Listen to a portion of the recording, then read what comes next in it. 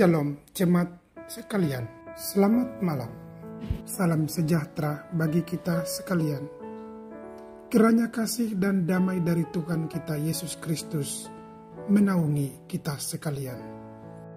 Berjumpa lagi dalam renungan malam. Jemaat, siapkan hati dan pikiran, meminta karya Roh Kudus menuntun kita untuk mendengar sabdanya. Marilah berdoa.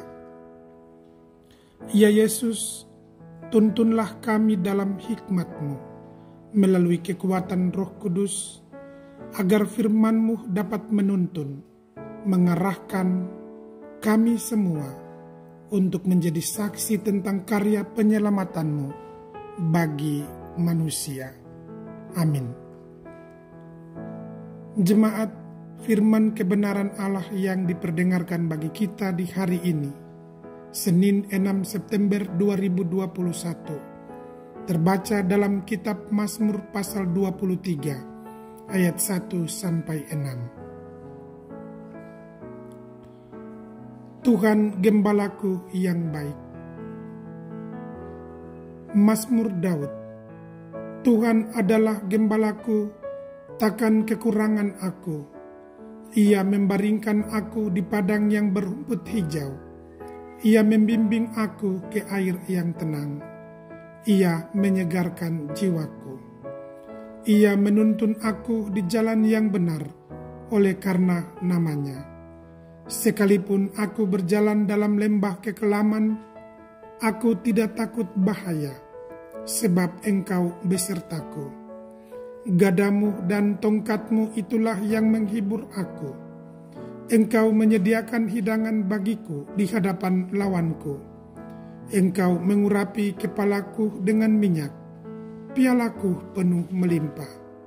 Kebajikan dan kemurahan belaka akan mengikuti aku seumur hidupku. Dan aku akan diam dalam rumah Tuhan sepanjang masa. Jemaat kekasih Kristus, Mazmur 23 adalah salah satu mazmur yang sangat banyak dihotbahkan dan dikutip oleh para pengajar, penginjil, dan orang Kristen. Mengapa? Karena di dalam mazmur ini terdapat bukan saja kata-kata puisi orang Ibrani yang indah, tetapi teks ini memiliki pesan moral mendalam tentang Tuhan sebagai pemimpin yang menggembalakan.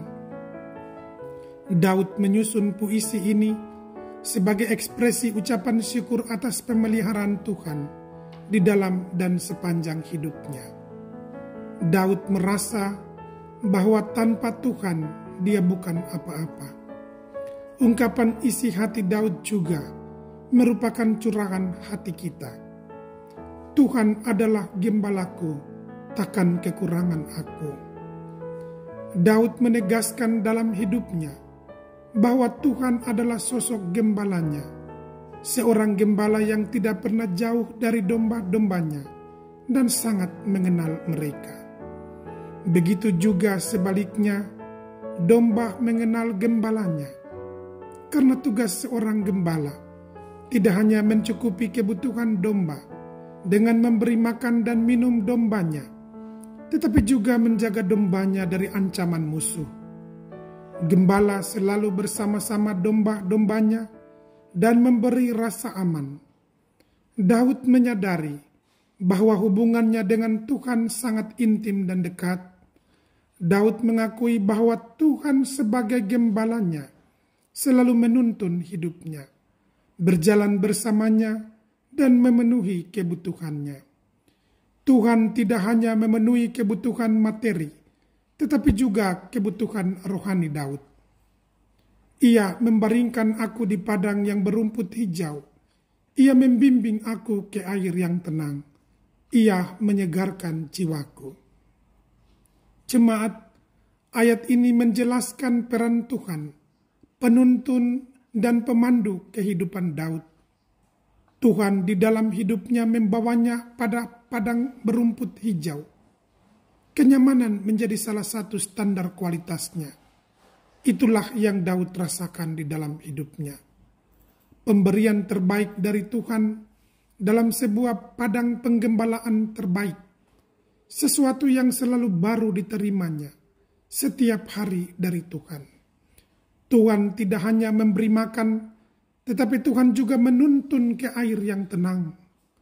Air tenang menunjukkan tempat peristirahatan yang menyegarkan, ibarat seorang musafir menemukan oase di tengah padang pasir dari perjalanannya yang melelahkan. Ia menuntun aku di jalan yang benar oleh karena namanya. Ayat ini menunjukkan pengalaman luar biasa Daud bersama Tuhan. Ketika mengalami kesulitan dan kesukaran hidup sekalipun, Daud tidak pernah meninggalkan Tuhan. Daud memilih untuk setia berjalan pada jalan kebenaran Tuhan. Bagaimana dengan kita? Seringkali kita mengambil keputusan salah di dalam hidup. Kita mesti belajar dari Daud yang mempercayakan hidup pada gembala yang baik. Sekalipun aku berjalan dalam lembah kekelaman, aku tidak takut bahaya, sebab Engkau besertaku. Gadamu dan tongkatmu itulah yang menghibur aku. Apakah lembah kekelaman? Berkali-kali dalam hidupnya Daud menghadapi situasi atau kondisi yang sulit. Orang cenderung menghindar atau lari dari kesulitan. Tetapi Daud justru menghadapi kesulitan hidupnya karena ia tahu ia mempunyai Tuhan sebagai gembala agungnya. Lembah kekelaman artinya sebuah tempat yang tidak pasti, penuh bahaya, penuh dengan risiko, dan musuh bisa saja datang tiba-tiba. Sungguh rentan berada di dalam lembah kekelaman. Tetapi Daud tidak takut, karena ia meyakini perlindungan dan pemeliharaannya hanya pada Tuhan. Berkali-kali Daud menyatakan, Allah tidak pernah meninggalkannya. Ini berarti iman Daud mesti menjadi iman kita juga, yang mesti meyakini ada kuasa Tuhan yang menolong dan menyelamatkan kita di saat susah. Tuhan yang menuntun Daud, Tuhan yang sama menuntun kita. Ia pemimpin berjiwa gembala. Ia menuntun gereja Protestan Maluku secara persekutuan dan lembaga, baik pribadi maupun keluarga, diayomi oleh kuasa penggembalaan Tuhan. Gereja Protestan Maluku eksis sampai 86 tahun. Itu anugerah terbesar, bukan karena gereja itu kuat, bukan karena pendeta, penatua, diaken, atau jemaatnya hebat, tapi karena Tuhan hidup di dalam gereja ini kuat dan perkasa. Tuhan telah menjadi gembala bagi gereja Protestan Maluku selama 86 tahun.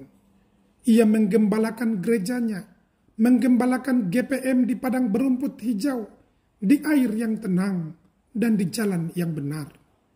Ia memampukan gereja Protestan Maluku melewati lembah kekelaman, sehingga gereja Protestan Maluku tidak perlu takut bahaya, karena ada gada dan tongkatnya yang menggembalakan gereja ini. Dirgahayu Gereja Protestan Maluku ke-86. Kiranya Gereja Protestan Maluku tetap bersinar, berjaya, dan menjadi berkat bagi banyak orang. Amin. Jemaat, mari kita berdoa. Kami syukurkan berkat-Mu di hari ini yang Engkau sediakan bagi kami. Izinkanlah kami mengecap nikmat-Mu dalam karya dan pengabdian kami. Berikanlah kekuatan kepada kami untuk bersaksi demi karya penyelamatan-Mu yang agung di dunia ini. Hidupkan persekutuan jemaat-Mu yang saling menyayangi, sebagaimana Engkau mengasihi dunia dan manusia. Kami syukurkan penyertaan-Mu atas setahun usia siara penginjilan gereja-Mu di Maluku dan Maluku Utara. Kiranya Gereja Protestan Maluku menjadi sarana pemulihan sosial dalam hidup berkelanjutan demi menghadirkan tahun rahmat Tuhan bagi seluruh umat dan ciptaan-Mu. Berikan kami kesehatan dan rezeki untuk kelangsungan hidup. Hiburkanlah yang susah dan bersedih. Cukupkanlah kebutuhan kami sehari-hari dan biarkan kami menjadi sarana berkat bagi manusia dan semesta. Layakan kami berjalan sesuai perintah-Mu dan naungilah kamu di bawah kepakan sayap-Mu di usbu baru yang hendak kami jalani. Ya Allah, kami memohon, kiranya kasih karunia dan damai sejahtera Allah melindungi, menyertai kita sekalian, kini dan sepanjang masa. Amin.